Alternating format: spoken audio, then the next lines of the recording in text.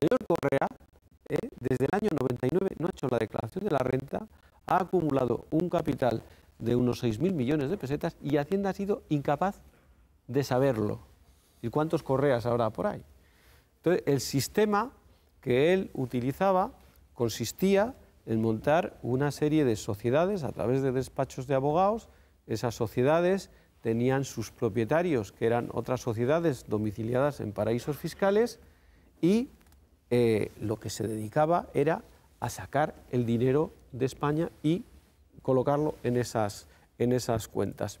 ¿Cómo generaba ese dinero B? Pues a base de comisiones, es decir, esas famosas recalificaciones de terrenos. A mí me lo contó una vez Fernando Martín, el presidente de Martinsa.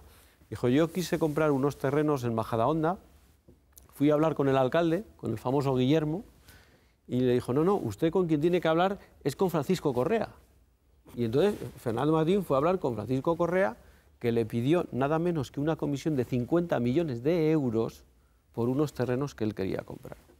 Bueno, pues ese dinero B, generado fundamentalmente por comisiones, pero también por el dinero negro de empresarios que financiaban al PP, se colocaba en esas empresas y ese dinero volvía ya blanqueado a España a través de inversiones inmobiliarias y ampliaciones de capital de esas empresas. ¿Cuál era el sistema? Pues el sistema es lo que se llama sistema de compensación, que consiste en lo siguiente. Yo tengo aquí dinero negro. ¿Cómo lo saco a Suiza? Pues muy fácil, me busco un señor, en este caso un comisionista llamado Eduardo Eraso, que me localiza gente que necesita dinero negro en España, gente en el extranjero con cuentas en Suiza. Yo se lo doy y ese señor en Suiza me hace una transferencia de su cuenta a la mía en Suiza. Por lo tanto, el dinero no tiene necesidad de salir en maletines, sino que lo que hay es una compensación por el dinero que yo le doy a un tercero en una transferencia bancaria a Suiza. Digamos, este es el modelo por el cual durante 10 años este señor que aparece ahí en esas imágenes, este señor que Hacienda cuando le viera, pero ¿quién es ese señor que no existe?